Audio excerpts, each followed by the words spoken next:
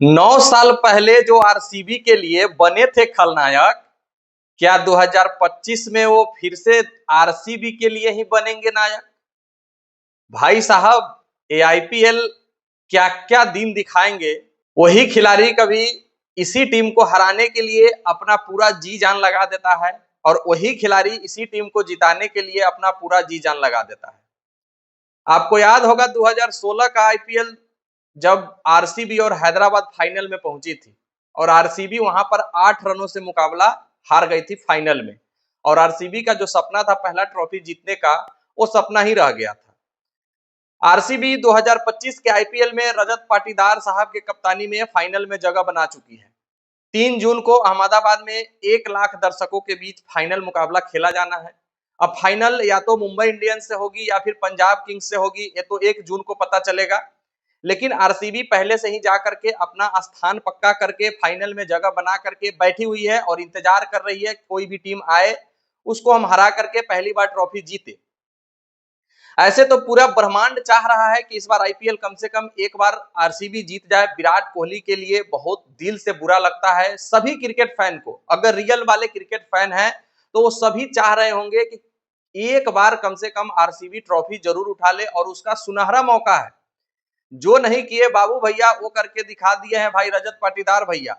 रजत पाटीदार की कप्तानी जब सौंपी गई थी आरसीबी को, तो बहुत सारे लोग ट्रोल कर रहे थे कि आरसीबी का फिर से वही हाल होने वाला है, आरसीबी ने एक क्या टीम खरीद लिया है।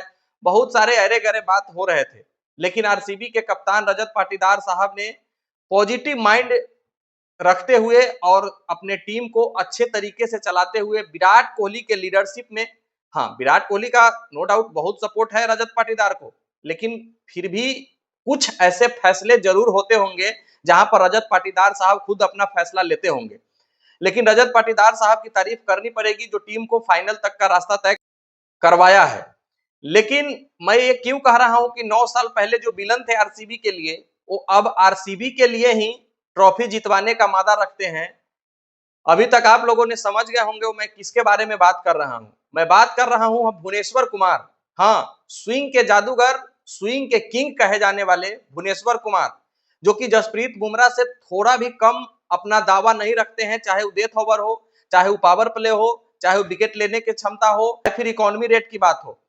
लेकिन जसप्रीत बुमराह का पीआर एजेंसी इतना मजबूत है कि जसप्रीत बुमराह की तारीफ तो खूब होती है, वही Bhuvneshwar Kumar most underrated bowler माने जाते हैं। चाहे वो जब तक इंडियन टीम की भी सेवा किए तब तक, चाहे वो आईपीएल में हैदराबाद के लिए खेले और अब आरसीबी के लिए खेल रहे हैं। 9 साल पहले जब 2016 में आरसीबी फाइनल में पहुंची थी, उस समय हैदराबाद के कप्तान डेविड वार्नर साहब थे और आरसीबी के कप्तान विराट कोहली साहब थे। बहुत अच्छे अच्छे खिलाड़ी विराट कोहली साहब के पास भी थे, जिसमें क्रिस गेल एक बहुत बड़ा नाम था, शेन वॉटसन साहब थे, केएल राहुल साहब थे। लेकिन उसी दिन सपना साकार हो गया रहता जो अभी टुच्चे लोग जो लॉकडाउन की पैदाइश है, जो आरसीबी को ट्रॉफी को लेकर ट्रोल करते हैं कि आरसीबी के पास ट्रॉफी नहीं है, ये सपना आरसीबी का 2016 में ही साकार हो गया होता अगर भुवनेश्वर कुमार सामने से गेंदबाजी नहीं कर रहे होते। 210 रनों का टारगेट था जहां तक मुझे याद है। बहुत अच्छी बल्लेबाजी चल रही थी क्रिस गेल और विराट कोहली साहब का, लेकिन भुवनेश्वर कुमार का जो वो 4 ओवर का स्पेल था, भले उनको विकेट नहीं मिले थे, लेकिन 4 ओवर में मात्र 25 रन दे करके आरसीबी को 8 रनों से मुकाबला हरा दिया था हैदराबाद, और हैदराबाद ट्रॉफी जीत लिया था। क्रिस गेल ने अच्छी पारी खेली थी, विराट कोहली ने भी अच्छी पारी खेली थी, सामने से सभी गेंदबाज पिटाए हुए थे, लेकिन एक भुवनेश्वर कुमार ही ऐसा एक गेंदबाज था जो कि 4 ओवर में मात्र 25 रन दिए थे। लेकिन इस बार आरसीबी ने भी चालाकी किया है और उसी भुवनेश्वर कुमार को 10 करोड़ 75 लाख में ऑक्शन में अपने नाम कर लिया है। भुवनेश्वर कुमार के साथ साथ जोश हेजलवुड का जो फॉर्म आरसीबी के लिए रहा है वो काबिले तारीफ रहा है, और बीच बीच में जो यश दयाल का जो प्रदर्शन निकल करके आता है वो भी किसी भी अच्छे गेंदबाजों से कम नहीं है। वो भी एक अच्छे गेंदबाजों की निशानी है जो यश दयाल इस बार आरसीबी के लिए कर रहे हैं। आरसीबी के लिए अलग अलग मैचों में अलग अलग लोग मैन ऑफ द मैच हो रहे हैं, और ये एक अच्छी टीम का निशानी होता है कि प्लेयर की टीम किसी एक प्लेयर पर आश्रित नहीं है, और इससे पता चल रहा है कि लोगों को पूर्ण विश्वास है कि आरसीबी इस बार ट्रॉफी उठा सकती है, क्योंकि आरसीबी किसी भी एक प्लेयर पर आश्रित नहीं है। कभी जितेश शर्मा, कभी सुयश शर्मा, कभी हेजलवुड, कभी कुणाल पांड्या, कभी विराट कोहली, कभी रोमियो सेफर्ड, अलग अलग मैचों में अलग अलग प्लेयर ऑफ द मैच हो रहे हैं। इसका मतलब है कि आरसीबी के टीम में गेंदबाजी भी पुख्ता है और बल्लेबाजी भी पुख्ता है। कैच भी इस बार नहीं छोड़े जा रहे हैं आरसीबी के प्लेयर के द्वारा। और आरसीबी का जो गेंदबाजी शुरू से ही कमजोर पक्ष रहा था, बल्लेबाजी में तो किसी भी गेंदबाज को बखिया उधेड़ देते थे, बल्लेबाजी आरसीबी का कभी भी कमजोर नहीं रहा है। और खास करके जब बेंगलोर में मैच होता था, जहां पर ग्राउंड छोटा, पिच सपाट होता था, 200, 220, 25 रन बनते थे, वहां पर रन तो बना लेते थे, लेकिन उनके गेंदबाज उस टारगेट को भी चेस करवा लेते थे।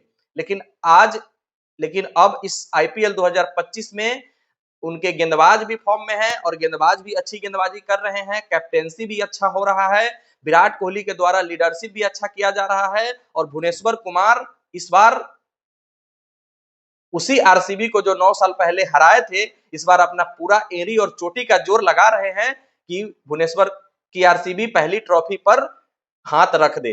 भुवनेश्वर कुमार का अभी तक प्रदर्शन 13 मैचों में 15 विकेट है, 7.5 के इकोनॉमी से, बहुत अच्छी गेंदबाजी, बहुत अच्छा इकोनॉमी है।